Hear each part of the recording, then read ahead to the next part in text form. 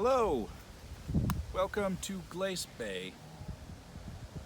Today we're talking about Richard MacKinnon's protest songs. This is an article, it was prepared for Festschrift.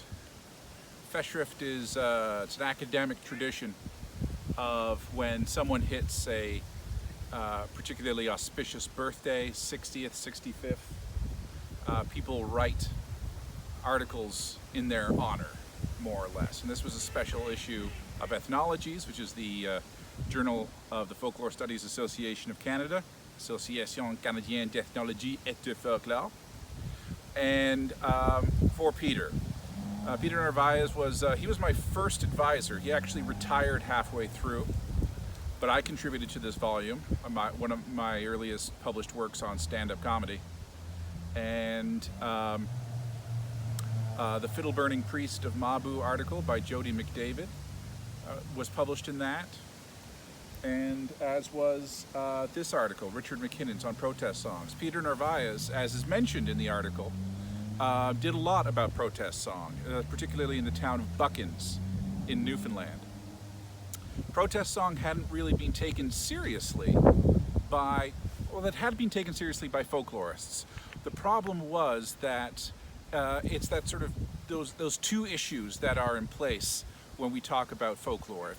Sometimes we are looking at the stuff that we know comes to us from some kind of almost imaginary, distant past. And so, you know, the old forms. And there are many folklorists, not today, really, but over the course of the development of the discipline, who sort of didn't allow for new texts, as it were, to be considered the proper domain of what folklorists study. And what is more, they tended to think of new texts as somehow diminishing folk culture, like it's novel, or it's sort of diluting the folk tradition or whatever. We moved away from that. The other issue is that protest song often involves issues of labor. And so there's many folklorists, Richard Dorson is probably the best example, who, even though they were on one hand very cutting edge in terms of what they considered folklore, they were very conservative in terms of what the actual politics of the folk are. And so anything that approaches labor activism, anything that approaches sort of socialism, couldn't possibly be a proper domain for folklore study. So Peter actually did this work in the mid 1970s and early 80s when he moved to Newfoundland, and he wasn't able to defend his dissertation because Richard Dorson was the head of Indiana University Folklore Department at the time. And almost literally, the moment that Dorson died, someone called Peter and said, "Would you like to defend your dissertation now?" And he did that, and that's when he became Dr. Peter Narvaez. So this article is about protest song. And on one hand, there's a lot of description and a lot of historical record in this article. So I'm not going to talk about that too much because that's just reiterating it, and you can read that context. But I want to sort of stress these two things that you can glean from it. One basically has to do with well, what are we considering the folk culture of a place? So often we think of the folk culture as almost contiguous, almost coterminous with some kind of socio-ethnic heritage. And so we think of things like the Scottishness of Cape Breton, which is the most self-evident, low-hanging fruit in terms of how would you define, or if you only had one adjective, how would you describe the folk culture of Cape Breton? And you'd probably avert to its Scottishness, and you'd avert to things like the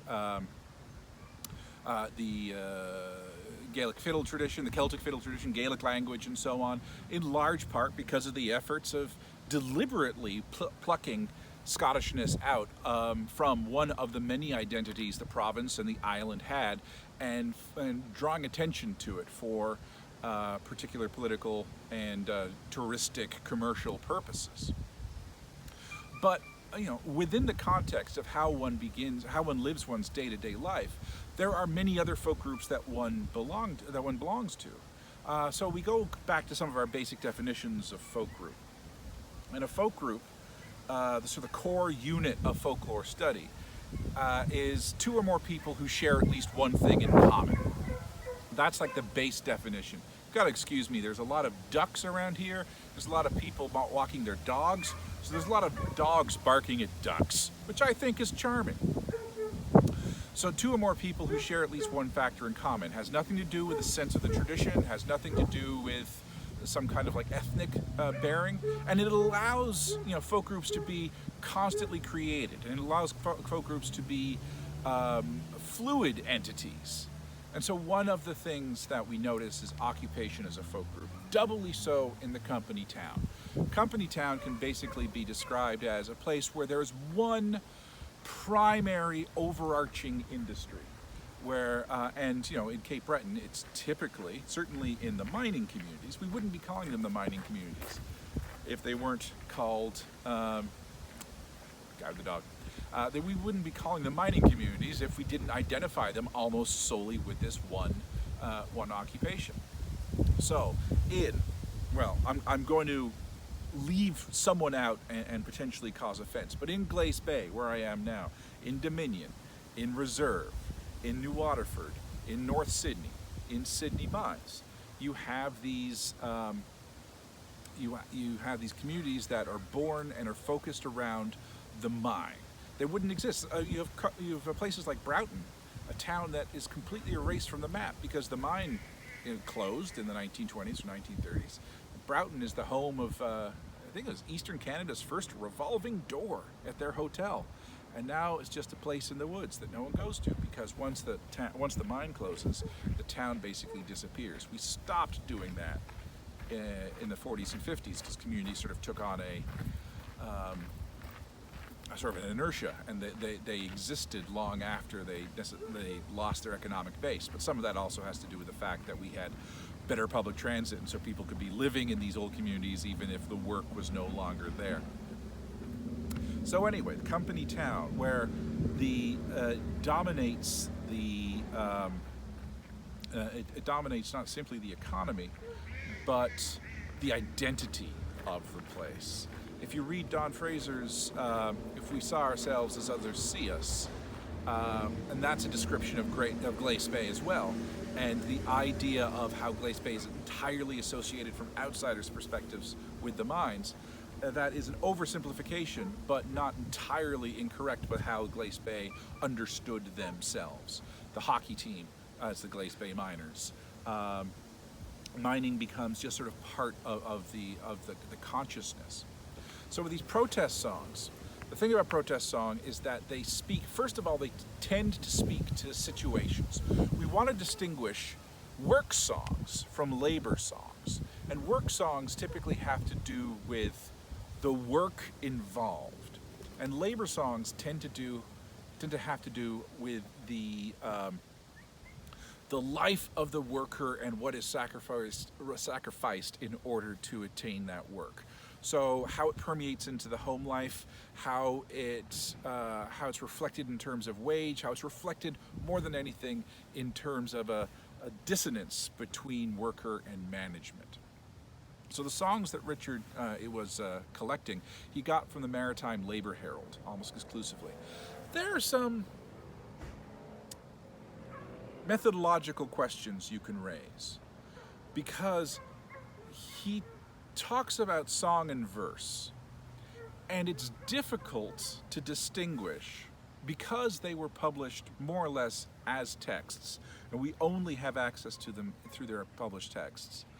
Some of them were clearly written as verse, something to be declaimed, and some seem to be just that different metrical level that they seem to suggest song, even if they do not name themselves as song, and even if they don't identify a particular tune. Very few identified tunes. Sometimes they'd say sing to the tune of, and then we know that we're dealing with a song. I'm going to pause because there's a siren going by. The point I was raising, yes, the song texts. So the song texts are, we do not necessarily know whether we should be thinking of them as verse or as poetry. What Richard did subsequent to this, and there are going to be links in the description, is he took the text that he had collected, and he had local contemporary Cape Breton musicians set them to music. And then he did some follow-up research. His first album, because he released it as an album, so we'll call it that, even though it was much more sort of a research project, one of whose deliverables was an album. It's also available on the protestsongs.ca website, were songs of contemporary, again, the songs from the Maritime Labour Herald that were set to music by local musicians. The second one, he cast his net a little bit further and incorporated steel. So most of the first was about coal. So contemporary Cape Breton musicians, and not simply professional musicians, but vernacular singers and people singing in gatherings, knew about coal songs for a long time, thanks to Jack O'Donnell. He was a St. FX music prof who started the Men of the Deeps. You're probably familiar with them, but if you're not from here, Men of the Deeps were a centennial project. So for Canada's, for 1967, Canada's centennial anniversary, it was the idea of creating a Cape Breton coal mining choir in the spirit of the Welsh coal mining choir. So coal mining choirs weren't a thing in Canada. They are. So this is O'Donnell's creation. And so even though it might be sort of not of an organic tradition, lo and behold, it has entered into that quite fruitfully. So the choir got together. You have to be a former miner in order to be a member. A men's choir, clearly. They sing in a sort of augmented version of the miner's uniform, what they would wear underground.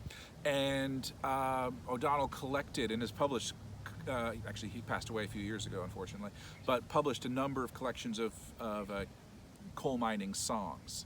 And the songs that he collected were often, didn't touch on labor that much, which seems to indicate that labor song hadn't really entered into much of a actual sung repertoire, because labor songs are responses to particular moments. They are the thing about a protest verse, the thing about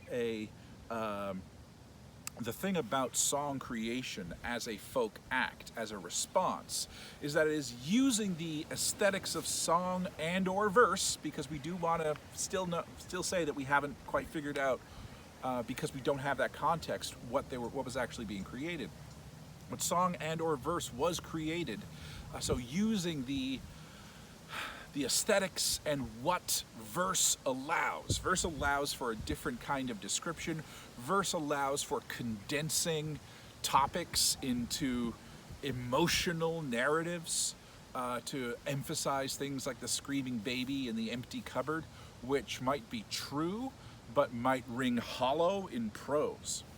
And so you're allowed to use the striking language that generic forms, and I mean generic in the kindest sense of the word, forms that we understand are also employing artistry. So they allow for that particular use for this particular communication at this particular moment. So they are specific, timed folk creations. They are ephemeral to a certain extent.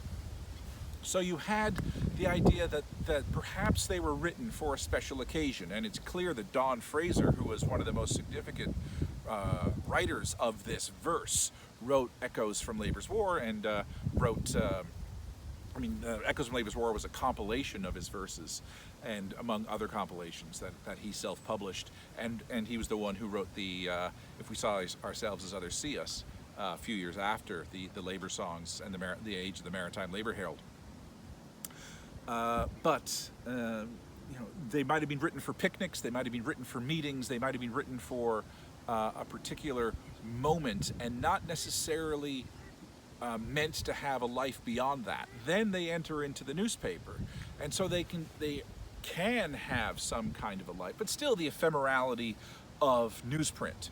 So Richard describes how they might have been clipped out of the paper and sort of shared like broadsides, or pasted on the wash wall at the mines themselves, so that they could enter into some kind of communicative channels, never indicating whether they were re-performed, but they might have been reread. So different media channels, hearing them and reading them. Whether they entered into folk tradition, most of them clearly did not. He identifies a number of texts, but a very limited number of texts, that were subsequently collected sort of in the raw, as it were. So most of the time they were there, they entered into it and were appreciated. You could ask the question, which is a good academic question, about whether we want to consider this an item of folklore if it hasn't entered into a process of transmission, which usually implies not simply one performance but multiple performances. And that's a legitimate question to ask, but definitely they become these moments of the intersection between folk aesthetics and the need to communicate something at this particular moment. So they might use whatever is at their disposal. They will use whatever is at their disposal, whether that's the song tradition that comes from their own socio-cultural background. So English language balladry, popular culture balladry. Don Fraser was clearly influenced by Robert Service and imagined himself to be sort of the second coming, or at least the Eastern Canadian version of it's not gold miner, but a coal miner, Robert Service. The popular musics that were coming through, also things like labor song in general. Labor song, the International Workers of the World produced these songbooks, these songsters, that were distributed to labor organizations, and they became incredibly popular, incredibly important for song traditions, and they've entered into local song repertoires as well, because the songbooks would also have, for example, Casey Jones. There's two versions of Casey Jones. There's the original version, and then there's Casey Jones' Union Scab. And Casey Jones' Union Scab was published in the IWW, the Wobblies Blue Songbook, and became part of the local song tradition as well. And there's testimony to that. So again, we don't need to concern ourselves overly with whether any individual item entered into the permanent repertoire, because they were, folk inspired. What kind of word would you prefer? They were using the performative expectations of the people who were performing them and were going to be listening to them. They were a way of expressing, using the generic conventions of ballad, using the generic conventions of verse, that allows for over-dramatization, that allows for pathos in a way that prose, it sometimes rings hollow in prose. So you can describe the crying child, and you can describe the empty cupboard, and you can describe the evil machinations of management, and you can get away with it in verse. Not get away with it in terms of get away with with something untruthful, but get away with descriptions that might seem overly dramatic in prose, but we're completely comfortable with in verse. So, to me, this is an excellent example of the value of actual folk creations, whether or not an old-fashioned folklorist like Richard Dorson would determine these as somehow authentic or not. Yeah, they probably haven't gone through periods of transmission, or at least the transmission as we have historically understood it, that they got re-performed, that they had value ascribed to them so much so that they entered into different people's personal repertoires. Just as importantly, about to be attacked by ducks. Hello, duck. Sorry, no bread for you, duck. Yeah. Ever seen a duck land? It's weird. What was I talking about? Right. But they were performed within they were created and spread within a folk milieu. They might be ephemeral communications. They might not have ever been produced with the intent of them lasting beyond the moment of their initial performance. Clearly, when they entered into print, there was the desire for them to be somewhat more mediated, but still with the ephemerality of newsprint, and then subsequently, and it seemed to be Fraser on his own, with the ambition of turning them into something of a more greater permanent achievement in terms of binding them into some kind of, codex and manuscript. I'm really being swarmed by ducks now. I don't have any bread. They're going to be very disappointed. But if you look at these as examples, if you look at these as folk creativity that are located within, because they are creations that are hyper aware of identity. They are communications between people who are sharing this fundamental characteristic of being proud and yet simultaneously undermined, underprivileged, taken advantage of workers within something that is the lifeblood of not simply the local but the Canadian economy at the time, and how there is power that can be invested upon them. And how are they communicating that? They could be communicating it through meetings, they can be communicating it through essays, but they are also communicating it through verse. They are using folk forms in order to reinforce this important message to each other. Yeah. That's what I'm going to stop at. So, this was being Richard MacKinnon, a discussion of Richard MacKinnon's protest song and verse in Cape Breton. I bid you well, as I always do, my friends. The pigeons have joined the ducks. Things are going to get nasty.